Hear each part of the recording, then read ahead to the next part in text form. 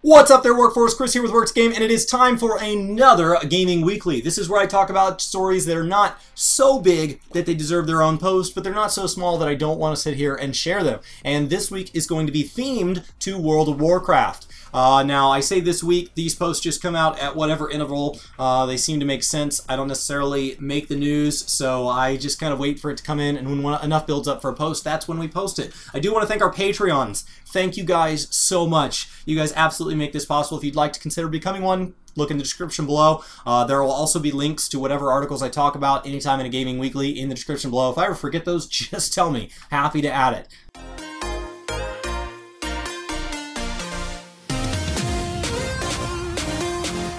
Now, the first thing I want to talk about is that the Battle for Azeroth pre-patch is now live. That's patch 8.01.1 or something like that. And basically, you are now running the Battle for Azeroth client. You're just still not able to get to the new areas, get to the new experience caps. But if you look in like your achievements pane, for example, there's already achievements in there for the new expansion that are going to be live on launch. They're already just sitting in there.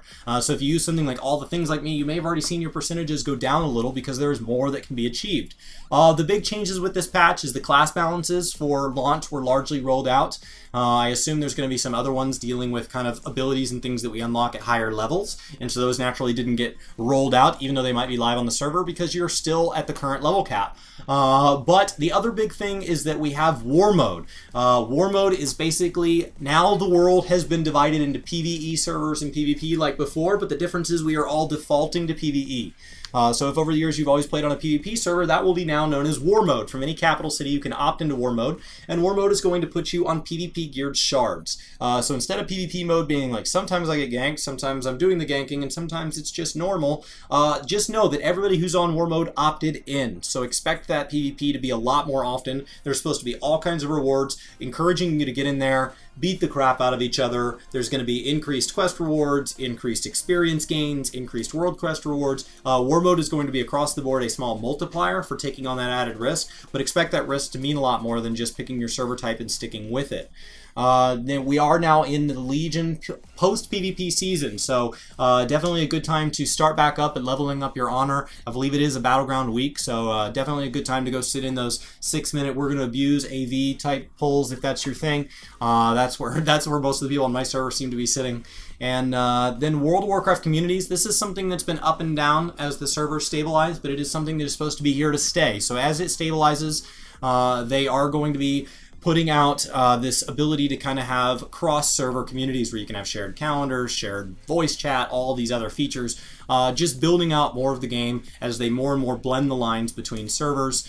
I would think they'd try to roll us all to one world server or one at least region server, except for the fact that you have little things to deal with, like are there people that have the same name on different servers, little odds and ends, but for the most part, from a gameplay standpoint, that seems to be where they're headed.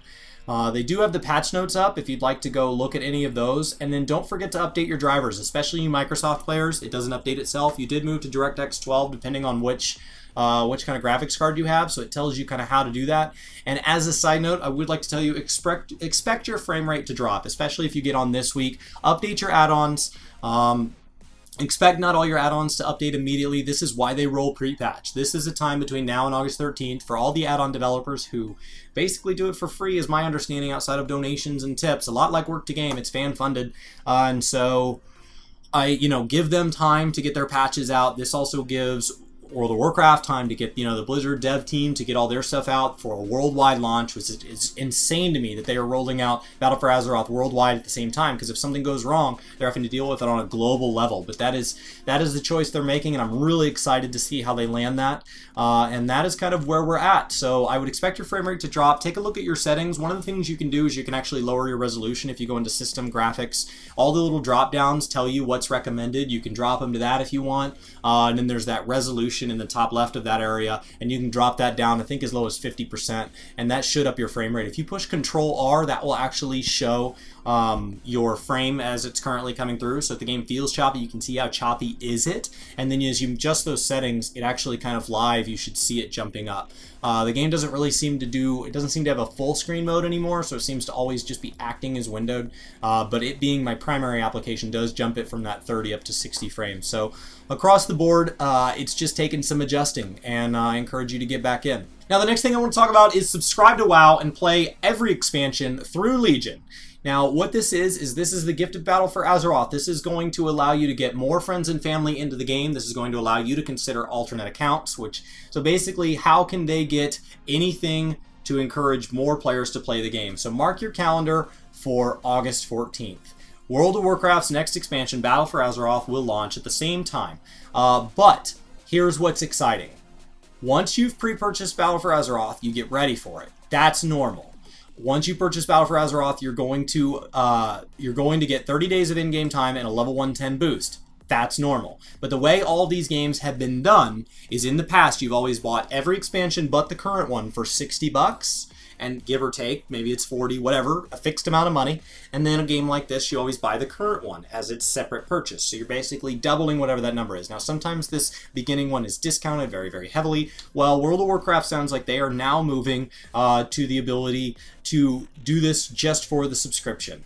So let me just read this to you. The Battle for Azeroth pre-patch is here, and with this we're updating, making some exciting changes to the way players access World of Warcraft. Starting today, which this was July 18th, so it's already happening, players can gain access to all World of Warcraft content up to and including Legion expansion by becoming a subscriber.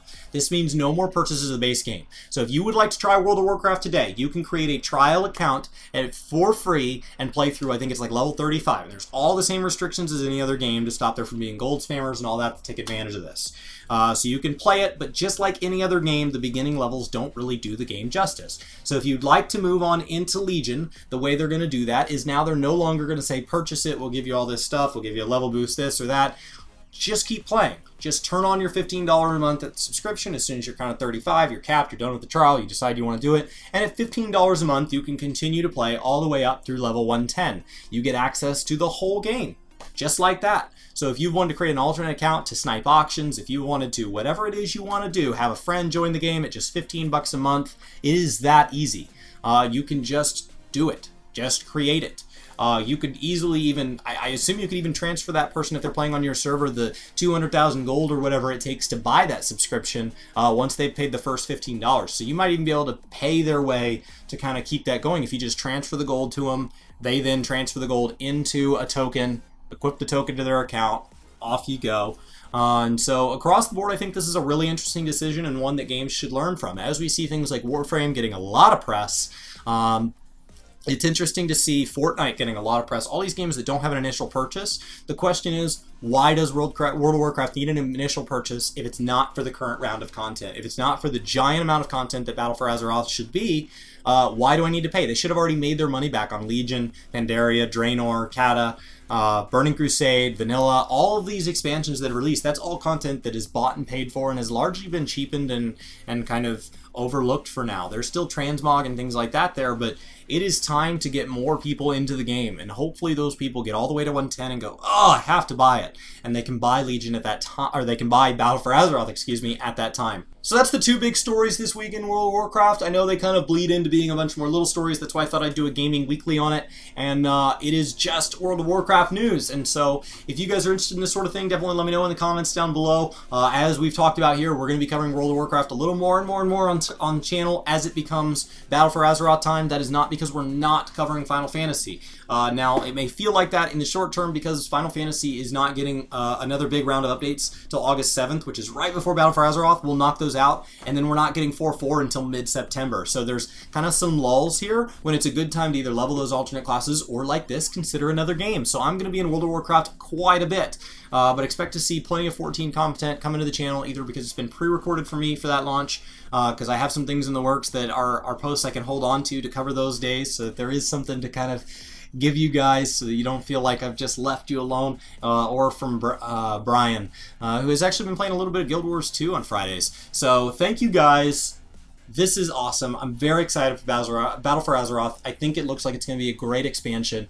I am really looking forward to it. I've done a lot of time prepping at the end of Legion. That doesn't mean I really got to experience Legion, but I've done a lot of time prepping for Battle for Azeroth, and I am ready to get in there and get to playing. Thank you guys so much for watching. This has been Chris with Work to Game, and I will see you next time.